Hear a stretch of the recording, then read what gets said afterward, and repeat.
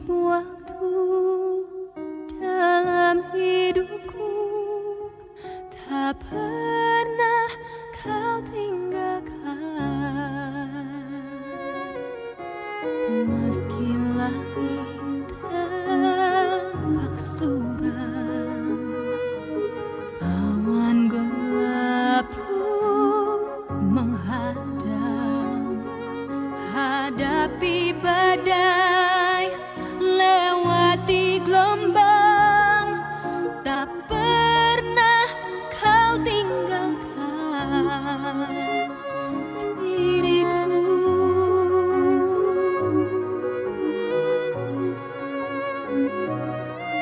Walau seribu rebah di sisiku, kau tetaplah Allah penolongku. Walau 10.000 rebah di kananku, takkan ku goyah sebab Yesus sertaku.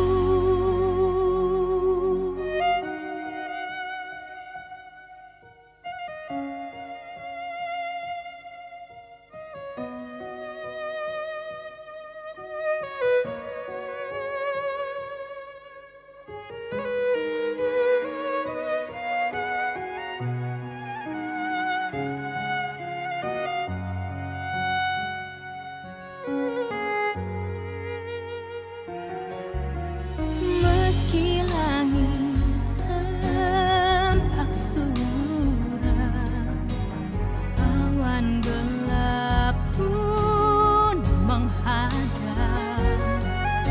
Hadapi badai, lewati gelombang, tak pernah kau tinggalkan diriku.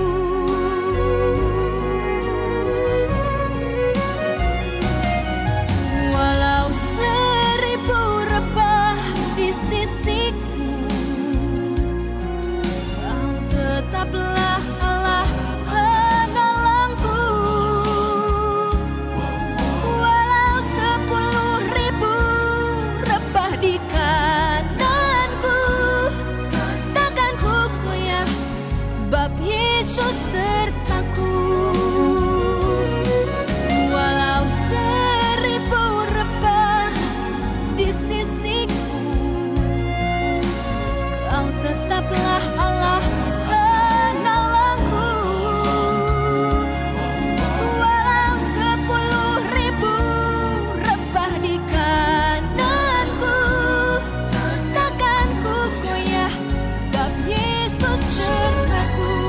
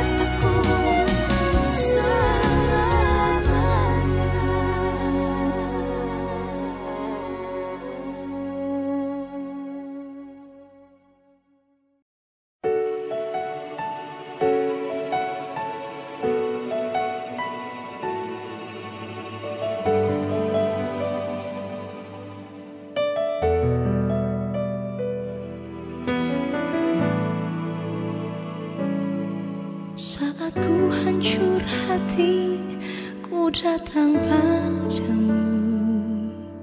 Kau beri kekuatan dan beri penghiburan. Saat asa orang pun dapat ku andalkan. Kau yang memberi jalan, Kau yang menuntunku. Saat ku tak mengerti dalam hidup ini, namun firman-Mu selalu menerangiku. Engkau yang buatku kuat lewati semua. Engkau pertolonganku, tempat harapanku, Tuhan. Ku percaya janji-Mu dalam hidupku. Kau beri kemenangan, Tuhan. Kau selalu setia di dalam hidupku.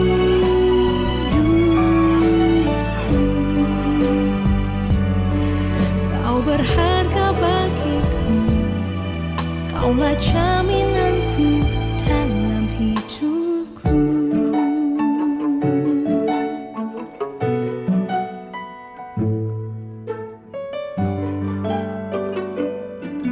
Saat ku tak mengerti dalam hidup ini, namun firman-Mu selalu menerangiku. Engkau yang buatku kuat lewati semua. Engkau pertolonganku, tempat harapanku, Tuhan. Ku percaya janji-Mu dalam hidupku. Kau beri kemenangan, Tuhan. Kau selalu setia di dalam hidupku. Kau berharga bagiku, Kaulah jaminanku dalam hidupku.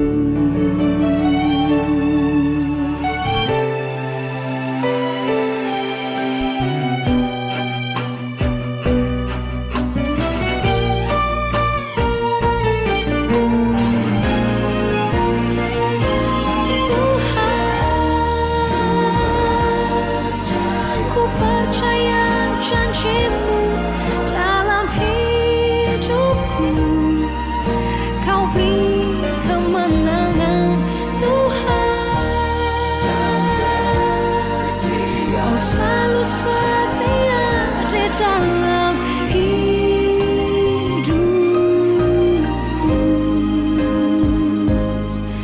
Kau berharga bagiku, Kaulah jaminanku dalam hidupku.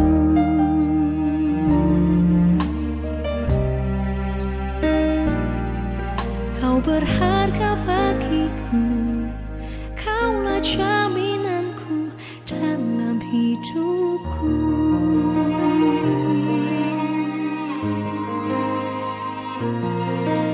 Ku percaya janji-Mu, ya Tuhan.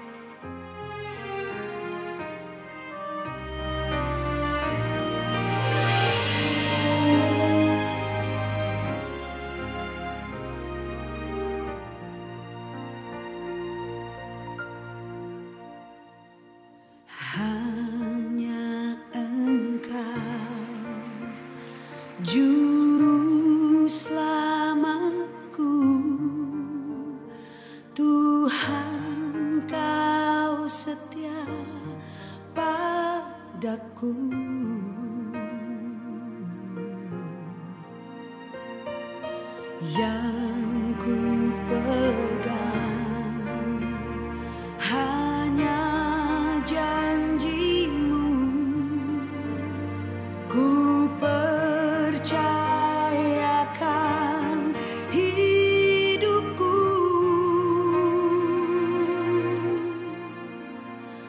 Ku sembah Kau Allahku, Bapa dan Sahabatku. Kau yang pedulikan seluruh hidupku.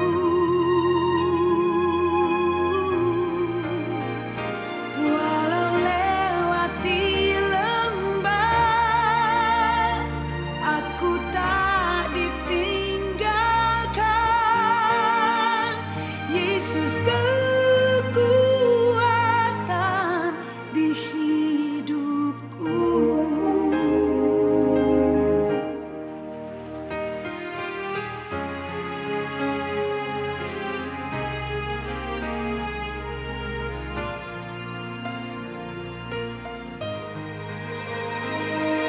Hanya Engkau Tuhan.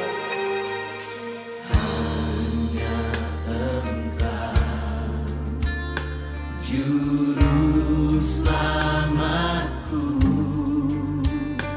Tuhan Kau setia padaku. Ku yakini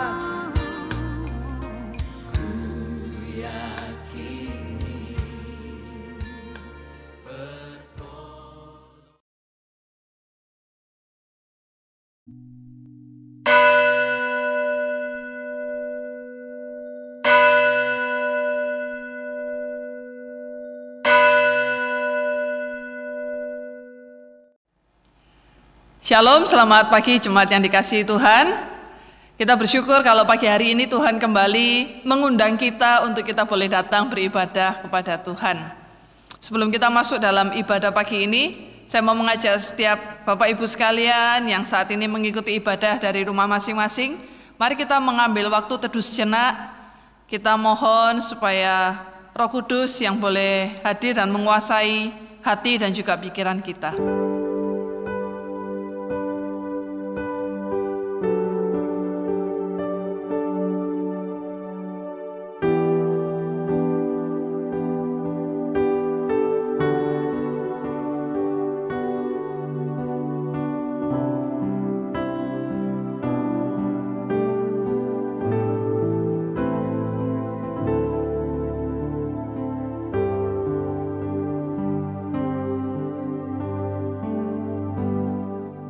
Jemaat yang dikasihi Tuhan, ibadah kita pagi hari ini kita mulai dengan satu pengakuan bahwa pertolongan kita datangnya dari Tuhan yang menciptakan langit dan bumi.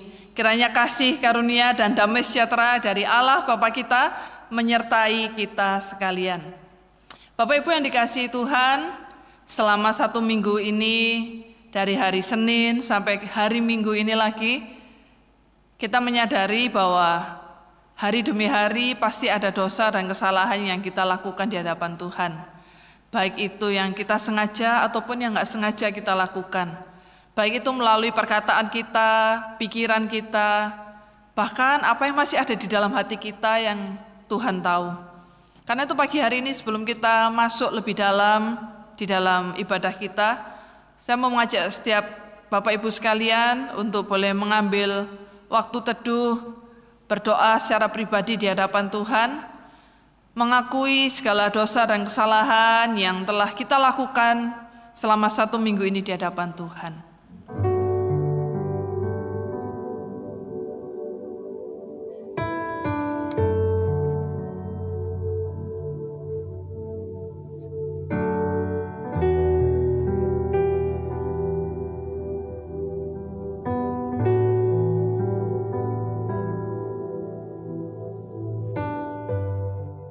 Tuhan Yesus yang baik, pagi ini dengan penuh kerendahan hati kami mohon belas kasihan Tuhan untuk boleh mengampuni segala dosa dan kesalahan kami. Tuhan Yesus, ampuni kami kalau seringkali lewat kata-kata kami sudah melukai hati orang-orang di sekitar kami. Kami melukai hati suami kami, melukai hati istri kami, melukai hati anak-anak kami, melukai hati karyawan di toko kami, melukai hati tetangga-tetangga sekitar kami. Ampuni kami kalau seringkali orang-orang tidak melihat Yesus di dalam kami, tetapi justru seringkali hidup kami menjadi batu sandungan buat mereka. Tuhan, mohon ampuni kami. Dan kami mau mohon supaya Tuhan juga yang mau memimpin kami, menolong kami, memampukan kami, untuk kami tidak terus-menerus mengulangi dosa yang sama yang kami lakukan. Kami bersyukur untuk belas kasihan Tuhan, untuk pengampunan yang terus Tuhan sediakan bagi setiap kami anak-anak-Mu yang datang memohon pengampunan dari Tuhan. Ini doa kami dan kami siap memuji Tuhan, kami siap untuk boleh mengikuti ibadah pagi hari ini. Dan biarlah setiap kami boleh merasakan kehadiran Tuhan yang boleh menyejukkan hati kami, menenangkan pikiran kami, menguatkan iman kami. Di dalam nama Tuhan Yesus kami berdoa, kami mengucap syukur. Amin. Nyanyikanlah nyanyian baru bagi Tuhan, sebab Ia telah melakukan perbuatan-perbuatannya yang ajaib. Keselamatan telah dikerjakan oleh tangan kanannya, oleh lengannya yang kudus. Bapak Ibu yang dikasihi Tuhan, mari saat ini kita nikmati bait Tuhan yang kudus. Kita nikmati kemurahan-Nya, kita puji Dia, kita sembah Dia Allah kita yang hidup, yang telah melakukan perbuatan-perbuatannya yang ajaib bagi kita. Dan inilah satu hal yang kita rindukan.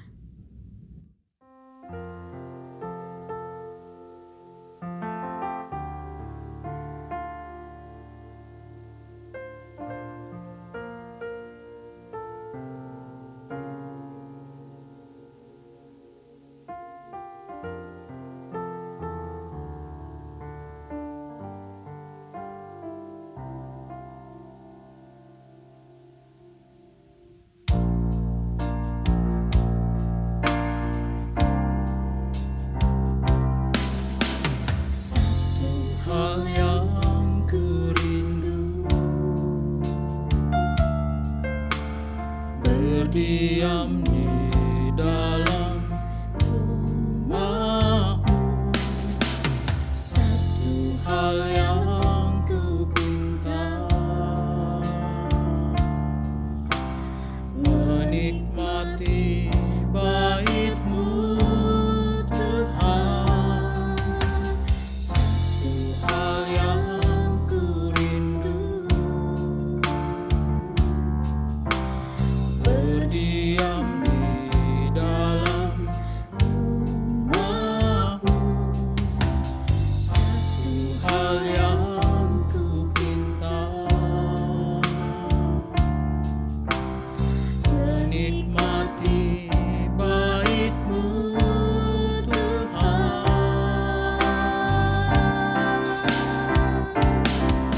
Lebih baik satu hari di pelataran-Mu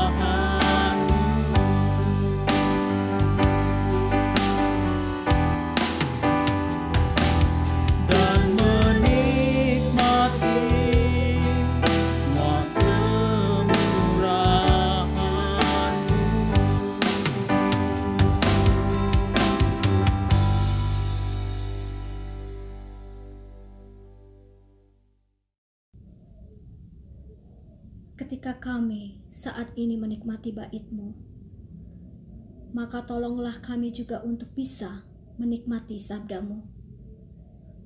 Saat ini kami berserah Tuhan, bersabdalah kepada kami.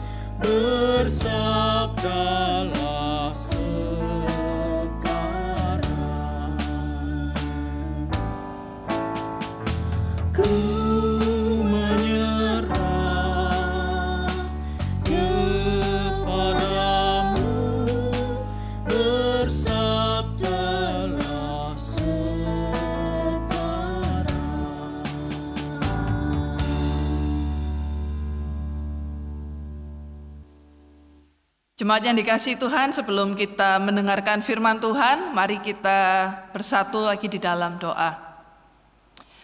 Tuhan Yesus yang baik, pagi hari ini kami tahu Tuhan mau menyampaikan isi hati Tuhan buat setiap kami lewat perenungan firman Tuhan. Biarlah Tuhan yang boleh menguasai hati dan pikiran kami, supaya kami boleh memfokuskan pikiran kami, hati kami, telinga kami, untuk kami boleh mendengarkan apa yang menjadi isi hati Tuhan. Dan biarlah Roh Kudus yang boleh memampukan kami, menolong kami untuk kami boleh menjadi pelaku-pelaku firman. Tuhan urapi hamba-Mu yang penuh dengan keterbatasan ini, tetapi Tuhan percayakan untuk boleh menyampaikan firman Tuhan yang kuasanya tidak terbatas kepada setiap jemaat Tuhan. Sungguh firman Tuhan ini sudah terlebih dahulu memberkati hamba ya Tuhan, dan biarlah jemaat Tuhan juga boleh mendapatkan berkat yang sama dari firman Tuhan yang bersama-sama akan kami renungkan pagi hari ini. Kami sambut kebenaran firman Tuhan dengan penuh sukacita. Dalam nama Tuhan Yesus kami berdoa. Amin. Jemaat yang dikasihi Tuhan, pagi ini kita akan mengakhiri pembelajaran kita dari kitab Ibrani. Selama 1 bulan ini kita belajar dari kitab Ibrani, dan hari ini kita akan menutup dengan Ibrani pasal 12 ayat 1 sampai 13. Ibrani pasal 12 ayat 1 sampai 13 dengan tema bertekun di dalam penderitaan. Jika sudah menemukannya, saya akan membacakan bagi kita sekalian. Ibrani pasal 12 ayat 1 sampai 13, demikian bunyi firman Tuhan. Karena kita mempunyai banyak saksi bagaikan awan yang mengelilingi kita, marilah kita menanggalkan semua beban dan dosa yang begitu merintangi kita, dan berlomba dengan tekun dalam perlombaan yang diwajibkan bagi kita. Marilah kita melakukannya dengan mata yang tertuju kepada Yesus, yang memimpin kita dalam iman, dan yang membawa iman kita itu kepada kesempurnaan, yang dengan mengabaikan kehinaan tekun memikul salib, ganti sukacita yang disediakan bagi Dia yang sekarang duduk di sebelah kanan tahta Allah. Ingatlah selalu akan Dia yang tekun menanggung bantahan yang sehebat itu terhadap dirinya dari pihak orang-orang berdosa, supaya kamu jangan menjadi lemah dan putus asa. Dalam pergumulan kamu melawan dosa, kamu belum sampai mencucurkan darah.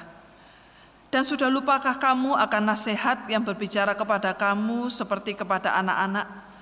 Hai anakku, janganlah anggap enteng didikan Tuhan, dan janganlah putus asa apabila engkau diperingatkannya. Karena Tuhan menghajar orang yang dikasihinya, dan Ia menyesah orang yang diakuinya sebagai anak. Jika kamu harus menanggung ganjaran, Allah memperlakukan kamu seperti anak. Di manakah terdapat anak yang tidak dihajar oleh ayahnya? Tetapi jikalau kamu bebas dari ganjaran yang harus diderita setiap orang, maka kamu bukanlah anak, tetapi anak-anak gampang. Selanjutnya, dari ayah kita yang sebenarnya kita beroleh ganjaran, dan mereka kita hormati.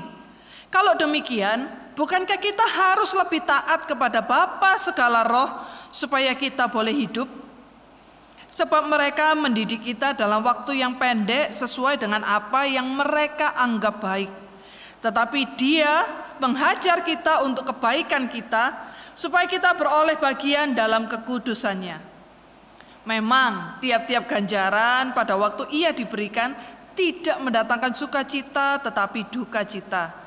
Tetapi kemudian ia menghasilkan buah kebenaran yang memberikan damai kepada mereka yang dilatih olehnya. Sebab itu, kuatkanlah tangan yang lemah dan lutut yang goyah. Dan luruskanlah jalan bagi kakimu, sehingga yang pincang jangan terpelecok, tetapi menjadi sembuh.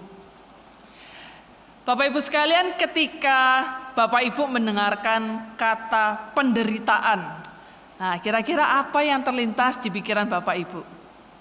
Apa sih arti penderitaan menurut Bapak Ibu sekalian? Nah, saya sudah melakukan survei kecil-kecilan ya ke beberapa jemaat tentang pertanyaan ini, dan inilah jawaban mereka. Penderitaan menurut saya adalah menanggung beban rasa sakit, dan hidup dalam kepahitan. Penderitaan adalah tantangan hidup yang harus kita lalui. Setiap orang pasti akan merasakannya. Menurut saya, penderitaan itu adalah ketika saya jauh dari orang-orang yang saya kasihi. Menurut saya, penderitaan itu adalah ketika kita jauh dari Tuhan. Menurutku, penderitaan adalah ketika banyak sekali tekanan dan kita rasanya udah nggak sanggup lagi untuk menghadapinya. Penderitaan adalah keadaan di mana kita merasakan hal yang tidak menyenangkan, menyedihkan, dan menyulitkan bagi diri kita. Dan pada saat kita merasakan hal tersebut, kita bingung dan tidak tahu untuk berbuat apa-apa. Sehingga yang kita harapkan adalah pertolongan dari Tuhan atau pertolongan dari orang-orang di sekitar kita. Bapak Ibu Saudara, memang akan ada banyak reaksi ketika kita mendengar kata penderitaan. Penderitaan itu tidak enak untuk dibicarakan ya, apalagi dialami. Saudara, tetapi penderitaan itu memang ada.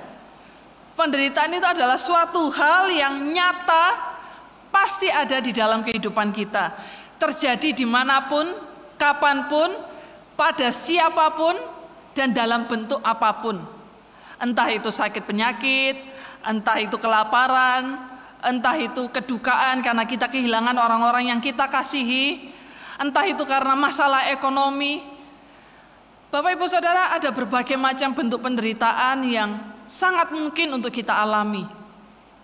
Bahkan Bapak Ibu Saudara, ada satu fakta yang tidak bisa kita pungkiri, yaitu bahwa penderitaan itu pun juga dialami oleh kita anak-anak Tuhan.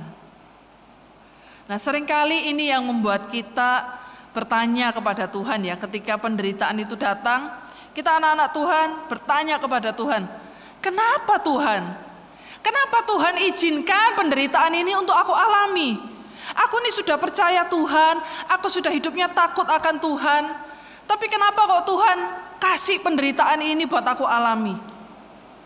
Saudara, kita menjadi bingung, kita tidak mengerti kenapa kita yang udah jadi orang-orang yang takut akan Tuhan itu masih aja mengalami penderitaan. Bahkan mungkin terkadang kita ngerasa penderitaan yang kita alami itu jauh lebih berat daripada yang dialami oleh orang-orang yang tidak mengenal Tuhan. Kenapa? Karena status kita sebagai orang Kristen. Bapak Ibu Saudara, berdasarkan pergumulan inilah maka penulis surat Ibrani ini menuliskan suratnya di pasal ke-12 ayat 1 sampai 13 yang kita baca tadi. Firman Tuhan hari ini mau mengajarkan kepada kita bahwa kadangkala penderitaan itu dipakai oleh Allah untuk menjadi sarana membentuk karakter Kristiani kita, Bapak Ibu. Allah menggunakan penderitaan untuk membawa kita kepada kedewasaan rohani, agar kita punya karakter yang semakin serupa dengan Kristus Tuhan kita. Pertanyaannya sekarang, apa yang harus kita lakukan sebagai anak-anak Tuhan ketika kita mengalami penderitaan? Yang pertama, ayat 1 sampai ayat yang ketiga mengajarkan kita untuk bertekunlah dalam perlombaan yang diwajibkan Tuhan. Nah, Bapak Ibu Saudara, Ibrani pasal 12 ini adalah pasal aplikasi dari keseluruhan pembahasan di pasal 11 sebelumnya. Kalau Bapak Ibu membaca Ibrani pasal 11, di sana diceritakan tentang orang-orang beriman yang mencapai kejayaan, mencapai kemenangan di dalam hidup mereka karena mereka mempertahankan iman kepada Kristus. Ada juga tapi orang-orang yang harus membayar harga untuk mempertahankan imannya, dengan mereka harus kehilangan nyawa mereka. Jadi Bapak Ibu Saudara, iman itu menuntut harga yang harus dibayar. Tapi selain itu juga iman itu menjadi kekuatan bagi orang percaya untuk terus bertahan di tengah penderitaan yang ditimbulkan karena iman mereka. Nah, di pasal 12 inilah penulis surat Ibrani ini mendorong setiap pembacanya, baik di masa lalu maupun kita masa kini, untuk terus beriman kepada Kristus di tengah penderitaan-penderitaan yang kita alami. Kalau kita perhatikan di Ibrani pasal 12 ayat yang pertama tadi, di situ dikatakan berlomba dengan tekun dalam perlombaan yang diwajibkan bagi kita. Nah, Bapak Ibu perhatikan kata tekun yang ada di ayat pertama ini ya. Kata tekun di sini dalam bahasa aslinya adalah upomon, yang artinya bukan kesabaran orang yang kemudian hanya bertopang dagu dan menyerah pasrah gitu aja sama keadaan. Tetapi tekun di sini berarti adalah sebuah kesabaran yang menguasai keadaan. Apa artinya itu? Penulis Ibrani itu ingin mengatakan gini ya kepada orang-orang Kristen saat itu, untuk mereka itu terus bertekun menjalani kehidupan Kristiani mereka yang digambarkan oleh penulis surat Ibrani ini sebagai suatu perlombaan lari jarak jauh yang tentu membutuhkan satu ketekunan dan daya tahan yang tinggi untuk mereka bisa menyelesaikan perlombaan ini dengan baik. Bertekun di sini bukan berarti pasrah, terima keadaan begitu aja, tetapi ada satu tindakan yang diambil di dalam bertekun ini. Nah, Bapak Ibu Saudara, pertanyaan selanjutnya adalah apa ya yang bisa membuat kita itu bertekun ketika kita menjalani perlombaan iman kita selama kita hidup di dunia ini? Apa yang bisa membuat kita tuh terus bertekun di dalam kita menjalani perlombaan iman kita di dunia ini? Di ayat 1 dikatakan karena kita mempunyai banyak saksi. Kita menjalani lomba ini dengan tekun karena kita orang percaya itu mempunyai banyak saksi. Nah, banyak komentari, banyak tafsiran yang berpendapat bahwa saksi di sini adalah para martir yang mati karena mempertahankan iman mereka.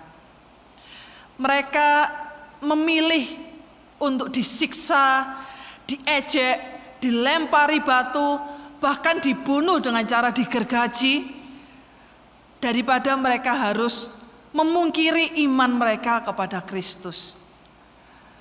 Bapak Ibu Saudara, para martir ini menunjukkan satu realita bahwa banyak kok orang yang bisa tekun di dalam perlombaan iman mereka selama mereka hidup, dan mereka berhasil.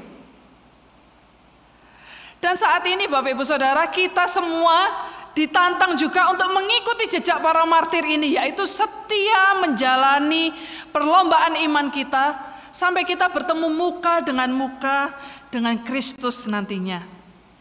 Dan kita dapat memegang teguh janji Allah yang Allah sampaikan di dalam Roma 8 ayat 18 yang mengatakan demikian. Sebab aku yakin bahwa penderitaan zaman sekarang ini tidak dapat dibandingkan dengan kemuliaan yang akan dinyatakan kepada kita. Bapak Ibu Saudara, ketika kita menjalani perlombaan iman kita di tengah dunia ini, kita mempunyai teladan para martir yang mereka dengan tekun, mereka setia menjalani perlombaan iman mereka sampai akhir hidup mereka. Dan biarlah kita pun juga boleh meneladani mereka, dan itu boleh menjadi kekuatan kita untuk kita bisa terus bertekun menjalani perlombaan iman kita selama kita hidup. Selanjutnya, hal kedua yang membuat kita bertekun di dalam kita menjalani perlombaan ini adalah teladan Yesus Kristus sendiri. Ibrani 12 ayat 2 menuliskan, marilah kita mengarahkan pandangan kita kepada Yesus, pencipta dan penyempurna iman kita. Yesuslah teladan yang sempurna dari iman kita, Bapak Ibu Saudara. Kenapa? Karena Yesus sendiri telah terlebih dulu dia menjalani perlombaan iman dengan sabar dan setia, bahkan sampai ia mati di kayu salib. Kristus telah sedemikian menderita memikul salib karena dia tahu bahwa salib itu akan mendatangkan sukacita bagi orang-orang yang percaya kepada dia karena terbebas dari hukuman dosa. Di ayat 3 juga kita orang percaya terus dinasihatkan untuk kita Ingat selalu akan Yesus ketika kita mengalami sendiri pergumulan atau penderitaan berat kita. Bapak Ibu Saudara, ketika kita mengingat penderitaan yang telah Kristus hadapi, maka kita akan mendapati bahwa penderitaan kita itu tidaklah sebanding dengan apa yang dialami Kristus. Di ayat 4 dikatakan, penderitaan kita belum sampai mencucurkan darah.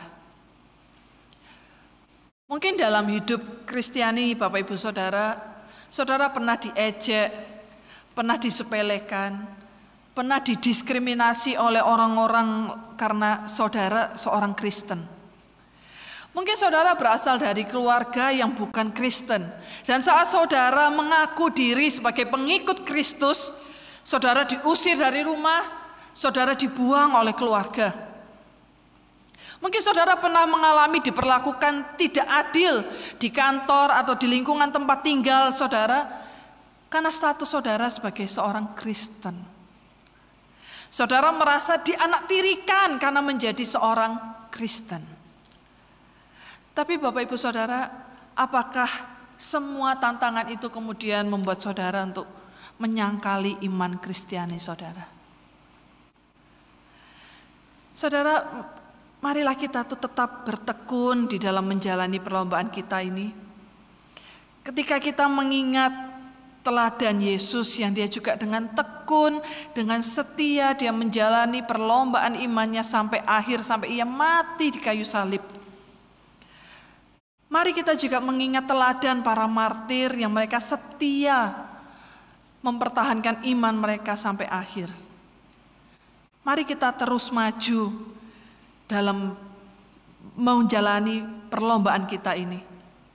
Terus maju sampai mencapai garis akhir perlombaan kita, yaitu ketika kita menerima mahkota kemuliaan dari Allah. Hal yang terakhir yang harus kita lakukan sebagai anak-anak Tuhan dalam menghadapi penderitaan adalah mari kita memandang penderitaan itu sebagai bagian dari disiplin yang Allah lakukan pada kita. Bapak Ibu Saudara, pernah satu kali ada orang tua yang cerita ke saya tentang bagaimana pola dia mendisiplin anaknya yang baru berusia 3 tahun. Jadi kalau anaknya itu nakal Bapak Ibu Saudara, maka orang tua ini akan menyuruh si anak untuk berdiri hadap tembok selama 15 menit, diam aja, tidak boleh bicara, tidak boleh pindah kemana-mana.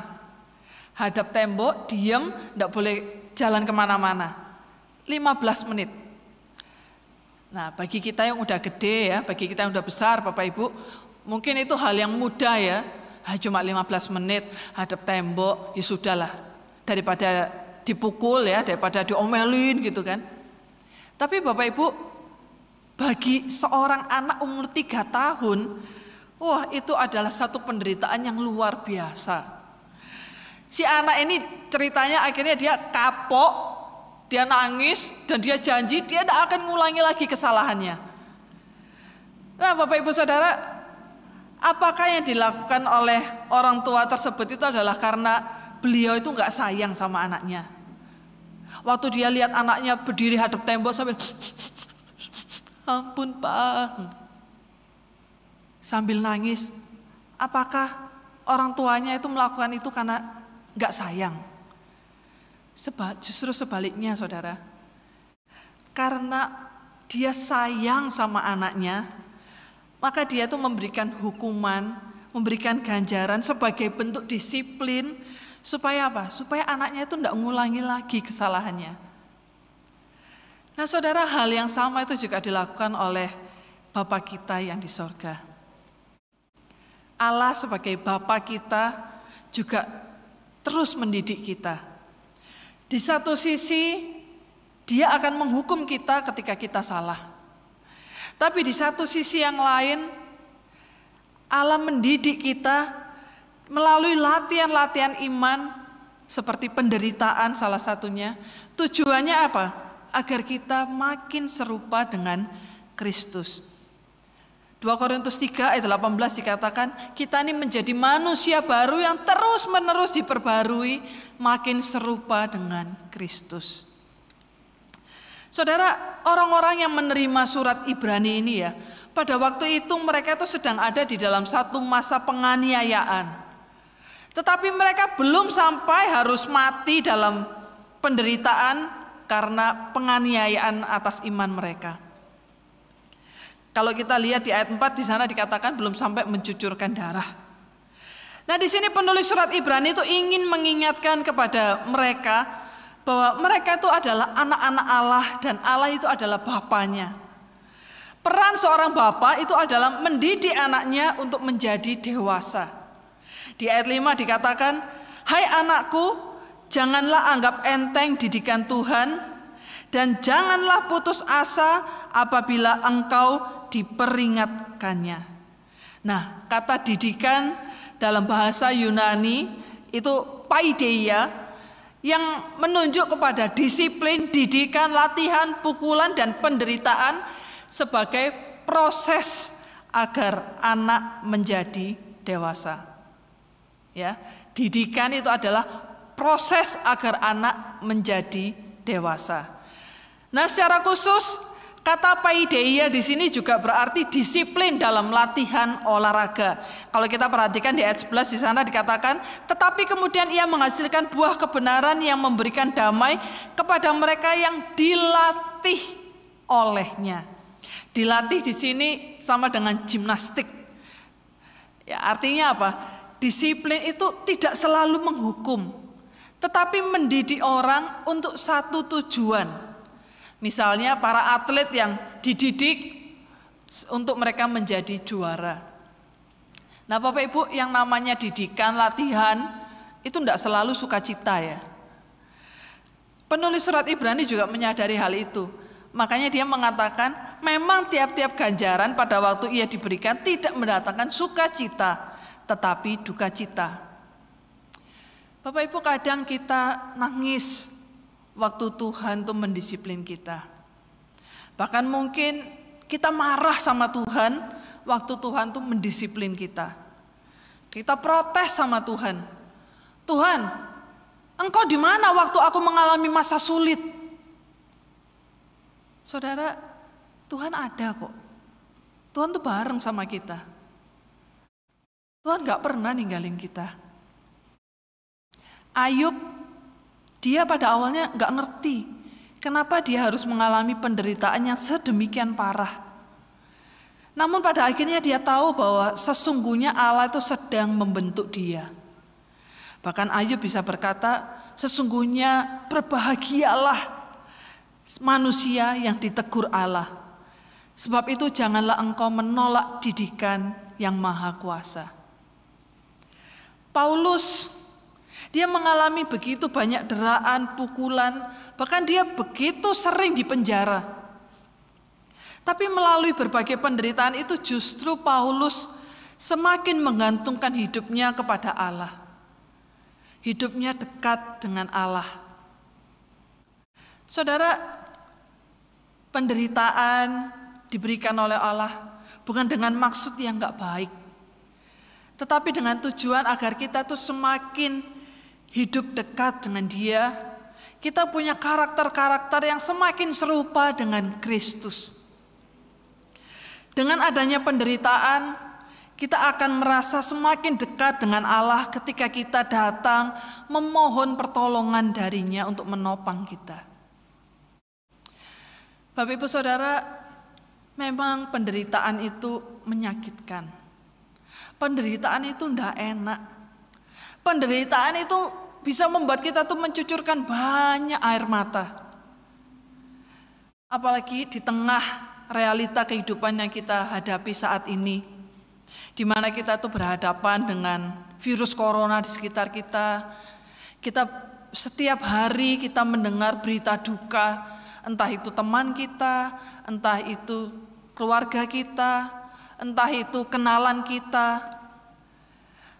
Tiap hari kita juga melihat bagaimana orang-orang tuh banyak mengalami kesulitan ekonomi. Bahkan mungkin kita sendiri pun juga sedang mengalami krisis ekonomi. ketidaknyamanan karena kita harus di rumah aja. Bapak Ibu, semuanya itu memang terasa begitu berat dan menguras banyak air mata kita. Kita ingin protes, kita kepingin menuding Allah bahwa Allah sedang tidak mengasihi kita. Tapi saudara, jika saudara mengerti tujuan dari Allah mengizinkan penderitaan itu terjadi atas diri kita, yaitu untuk mendidik kita agar kita ini semakin dekat sama Dia dan kita punya karakter yang semakin serupa dengan Kristus, maka saudara akan selalu bersyukur dan tetap merasakan sukacita sekalipun mengalami penderitaan itu. Saudara, jangan marah sama Tuhan. Jangan merasa Dia itu adalah Tuhan yang kejam. Allah mengizinkan penderitaan itu kita alami bukan karena Tuhan itu membenci kita, bukan karena Dia sedang tidak baik. Tapi justru lewat penderitaan itulah Allah itu membuktikan kasih-Nya kepada kita. Allah itu mau kita tuh semakin dewasa di dalam iman kita, dan kita makin hari itu makin serupa dengan Kristus Tuhan kita. Enggak apa-apa saudara kalau saudara itu mau ngomong sama Tuhan, Tuhan, aku enggak kuat. Kami udah enggak kuat lagi Tuhan ngadepin penderitaan ini. Tapi kalau Tuhan mau memimpin langkahku, maka aku yang lemah, aku yang letih lesu ini, aku mau terus setia Tuhan. Saudara yang dikasihi Tuhan, teruslah tekun dan sabar dalam menghadapi berbagai macam kesukaran, hambatan, rintangan, bahkan penderitaan sekalipun di dalam perlombaan iman saudara. Teruslah percaya dan bersandar kepada Tuhan. Dialah yang akan memampukan saudara dan juga saya untuk kita ini bertahan, untuk bisa terus setia mengikut Dia, dan kita menjalani segala pembentukannya atas diri kita dengan sukacita. Saudara, di setiap perlombaan pasti ada akhirnya, pasti ada garis finishnya. Perlombaan iman yang kita jalani juga memiliki kesudahannya, yaitu ketika suatu hari nanti kita akan pulang ke rumah Tuhan. Ketika kita membuka mata, apa yang akan terjadi? Kita akan mendengar suara Tuhan yang berkata, "Mari, hambaku yang baik dan setia, masuklah, aku telah menyediakan perjamuan untukmu." Kemuliaan Allah sempurna. Di sanalah tidak ada lagi penderitaan, tidak ada lagi musibah, tidak ada lagi air mata. Kita akan berkumpul dengan orang-orang yang pernah meninggalkan kita. Kita kembali reuni akbar di sana. Dan kita akan menyadari bahwa hidup kita di bumi yang sementara itu, dengan segala macam penderitaan yang terjadi, sebetulnya enggak berarti apa-apa dibanding dengan kemuliaan yang sekarang kita nikmati. Terpujilah Tuhan. Mari kita berdoa. Saudara, saya enggak tahu penderitaan apa yang Tuhan izinkan untuk saudara hadapi saat ini. Mungkin saat ini saudara sedang bergumul melawan penyakit yang saudara alami. Mungkin saudara saat ini sedang bergumul dengan relasi di tengah keluarga yang tidak harmonis. Relasi dengan suami, dengan istri, dengan anak-anak, relasi dengan mertua, dengan menantu yang tidak harmonis.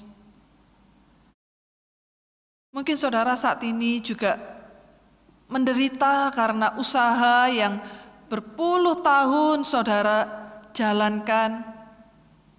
Karena pandemi ini, Tuhan izinkan untuk usaha itu mengalami kemerosotan. Mungkin saudara mengalami penderitaan karena saudara dikucilkan oleh keluarga karena iman kepada Kristus. Saudara, saya nggak tahu, tetapi Tuhan tahu apa yang Bapak Ibu Saudara alami saat ini. Dia jauh lebih tahu berapa banyak air mata yang sudah saudara tumpahkan ketika menghadapi penderitaan demi penderitaan ini. Tuhan tahu seberapa berat beban yang saudara harus pikul saat ini. Tapi percayalah saudara, Tuhan ada bersama-sama saudara. Tuhan tidak pernah meninggalkan saudara sedetik pun. Tangannya yang kuat itu terus menopang, terus memeluk Bapak Ibu Saudara di tengah penderitaan yang saudara alami saat ini.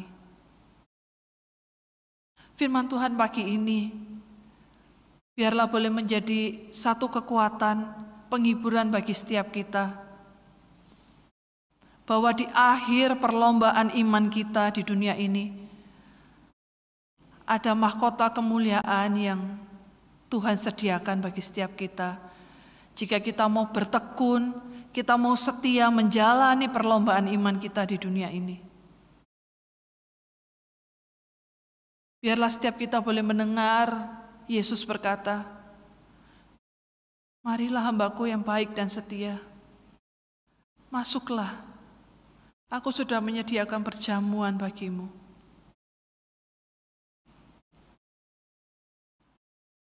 Tuhan, secara manusia seringkali kami merasa tidak sanggup lagi ketika kami menghadapi penderitaan demi penderitaan yang hadir dalam hidup kami. Terkadang penderitaan yang satu belum pergi, sudah datang lagi penderitaan yang lain. Tuhan seringkali, Tuhan mendengar kami menjerit, kami berteriak, kami berkata, "Tuhan, aku sudah enggak kuat, aku udah enggak sanggup." Tapi kalau kami masih ada sampai hari ini, itu karena Tuhan yang terus hadir bersama-sama dengan kami. Ketika kami merasa lemah, di situ Tuhan hadir memberikan kekuatan. Ketika kami merasa begitu sesak, disitulah Tuhan hadir memberikan kelegaan. Tuhan, biarlah Tuhan yang menolong setiap kami. Di tengah kami menjalani perlombaan di tengah dunia ini, Tuhan tolong kami supaya kami boleh terus bertekun ketika Tuhan mengizinkan penderitaan itu hadir. Karena kami tahu penderitaan itu Tuhan hadirkan supaya kami semakin dewasa di dalam iman kami kepada Tuhan. Supaya kami punya karakter yang semakin hari makin serupa dengan Kristus yang adalah teladan yang sempurna. Bagaimana hidupnya tekun dalam menjalani perlombaan iman. Tuhan tolong kami. Pagi ini hamba-Mu mau berdoa ya Tuhan bagi setiap jemaat Tuhan. Tidak semua jemaat-Mu hari ini dalam kondisi yang oke. Ada yang enggak oke. Ada yang baik-baik saja. Ada yang sedang tidak baik-baik saja. Ada yang dalam situasi kondisi yang mereka rasa sangat tidak oke. Ada yang kehilangan, ada yang mendapatkan. Tuhan tolong kami, tolong jemaat Tuhan di tengah sikon yang Tuhan izinkan terjadi ini, yang harus jemaat Tuhan lewati. Tolonglah supaya setiap jemaat Tuhan boleh terus fokus kepada Kristus, bukan kepada diri mereka, bukan kepada kesulitan-kesulitan penderitaan yang mereka alami. Apapun yang Tuhan izinkan terjadi di dalam hidup kami, di dalam hidup setiap jemaat Tuhan, biarlah setiap jemaat-Mu boleh punya satu iman yang teguh, saya gak akan meninggalkan Tuhan. Tuhan, tolong teguhkan jemaat-Mu. Jangan biarkan mereka goyah. Pagi ini hamba-Mu mau berdoa bagi setiap jemaat Tuhan yang dalam kelemahan tubuh. Beberapa jemaat Tuhan izinkan untuk mereka boleh terkena COVID. Saat ini ada jemaat Tuhan yang sedang berjuang melawan virus corona di dalam tubuh mereka. Ada juga jemaat yang sudah masuk masa pemulihan. Tuhan, biarlah Tuhan yang berkuasa itu, dokter di atas segala dokter, yang boleh hadir menyembuhkan setiap mereka yang dalam kelemahan tubuh. Terlebih Tuhan boleh kuatkan iman percaya mereka bahwa Tuhan sanggup memberikan kesembuhan. Hamba-Mu juga berdoa bagi jemaat Tuhan yang sudah lama menderita sakit, untuk Ibu Liki Kim, untuk Pak Lim Ming Tong, untuk Pak Aliang, dan untuk jemaat-jemaat Tuhan yang lain yang dalam kelemahan tubuh. Biarlah di tengah sakit yang mereka alami, mereka tidak kehilangan pengharapan kepada Tuhan. Mereka boleh terus memandang kepada Tuhan dan memohon pertolongan dari Tuhan. Pagi ini hamba-Mu juga mau berdoa Tuhan, mengucap syukur bagi setiap jemaat Tuhan yang sepanjang 1 minggu ini Tuhan sudah tambahkan 1 tahun usia mereka. Berdoa untuk Saudara Nathan, untuk Bapak Kwi Chung Liang, untuk Saudara Nikodemus Laia, dan juga untuk Pak Arifin Japardi. Tuhan, biarlah dengan bertambahnya usia mereka boleh semakin mencintai Tuhan, boleh terus hidup takut akan Tuhan, dan boleh memberi hidupnya dipakai Tuhan menjadi berkat bagi orang-orang di sekitar mereka. Pagi ini hamba-Mu juga mau berdoa menyerahkan untuk Pendeta Yusuf Citra yang sakit dan saat ini dirawat di rumah sakit. Biar belas kasihan Tuhan juga yang boleh menopang, menguatkan orang tua kami ini, Tuhan. Di tengah perjuangannya di rumah sakit, rasa sakit yang dia rasakan, biar tangan Tuhan yang kuat itu yang boleh menopang, tangan Tuhan itu yang boleh memeluk dia. Berdoa untuk Semu Citra dan juga untuk anak-anak menantu, Tuhan juga berikan mereka kekuatan, penghiburan di tengah situasi yang tidak mudah ini. Hamba-Mu juga mau berdoa bagi keluarga almarhum Bapak Atong, berdoa untuk Frida, untuk Angel, dan juga untuk Ibu Yeni Un. Tuhan, biarlah di hari-hari ini rasa duka yang masih ada di dalam hati mereka, kenangan akan orang tua, akan suami terkasih yang telah Tuhan panggil pulang. Biarlah di tengah duka cita yang mereka alami, Tuhan boleh hadir, Tuhan boleh terus menguatkan dan memberikan penghiburan bagi mereka sekeluarga. Tuhan, hamba-Mu juga berdoa menyerahkan bagi bangsa ini, berdoa untuk Presiden Jokowi dan seluruh jajaran pemerintahan. Biarlah Tuhan berikan mereka hikmat bijaksana di dalam mengambil setiap keputusan di tengah masa pandemi ini. Bukan satu hal yang mudah memimpin bangsa ini di tengah situasi yang sulit ini. Biar hikmat bijaksana Tuhan boleh turun atas mereka. Inilah doa kami Tuhan. Kami percaya telinga Tuhan tidak kurang tajam untuk mendengar seruan doa kami. Dan tangan Tuhan tidak kurang panjang untuk menolong setiap kami. Terpujilah Tuhan. Dalam nama Tuhan Yesus kami berdoa. Amin. Jemaat yang terkasih, mari bersama-sama dengan bangkit berdiri. Bersama-sama dengan seluruh umat di segala zaman dan di segala tempat. Mari kita ikrarkan pengakuan iman rasuli. Pengakuan iman rasuli.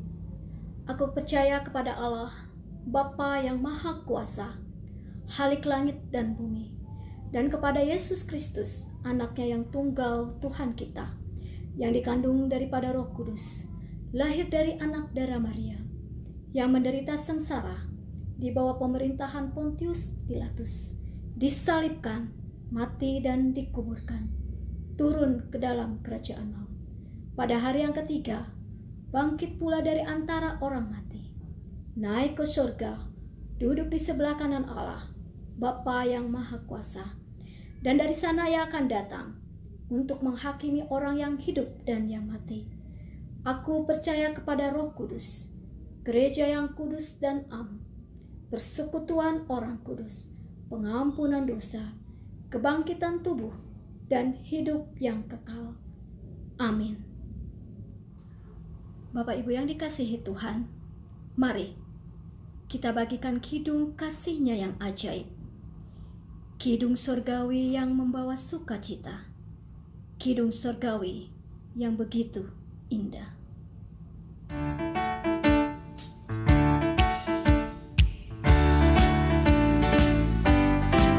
Yesus berikanku suatu kidung, sungguh indah surgawi.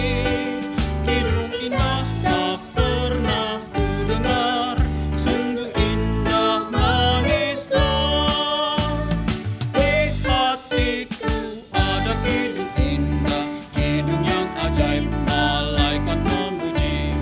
Di hatiku ada kidung indah, kidung ajaib kasih-Nya.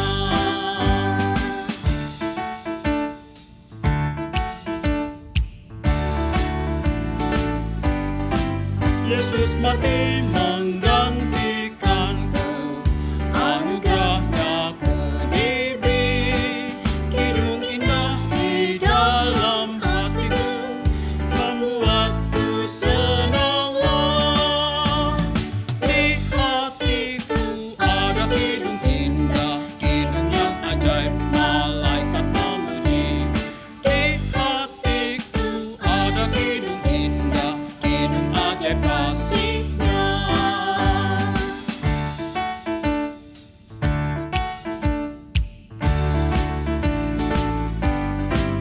Yesus datang bertahta pula, malaikat pun memuji. Kidung ini sungguh indah mulia, malaikat pun memuji. Di hatiku ada kidung indah, kidung yang ajaib, malaikat memuji. Di hatiku ada kidung indah, kidung ajaib kasih-Nya.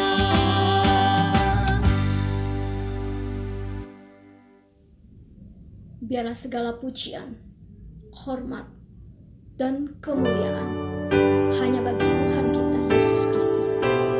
Mari kita akhiri ibadah kita dengan pujian doxologi. Puji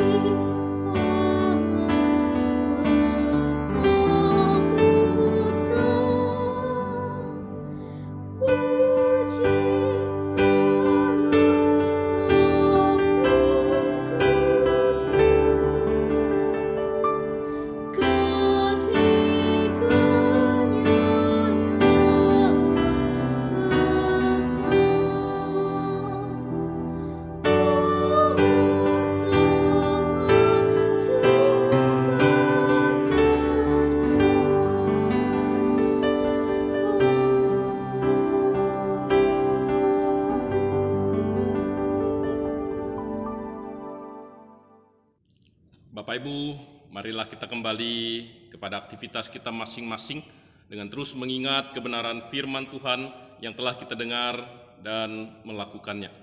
Karena itu arahkanlah hati dan pikiranmu dan terimalah berkat yang daripada Tuhan. Tuhan memberkati engkau dan melindungi engkau. Tuhan menyinari engkau dengan wajah-Nya dan memberi engkau kasih karunia.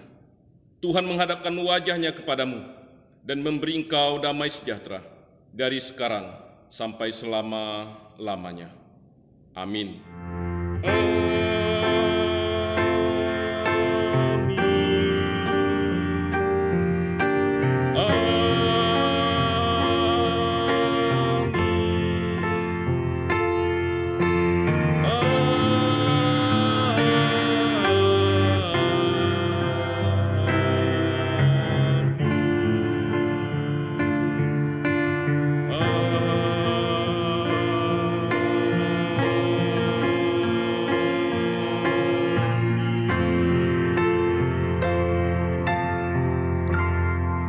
Selamat hari Minggu, Tuhan Yesus memberkati kita.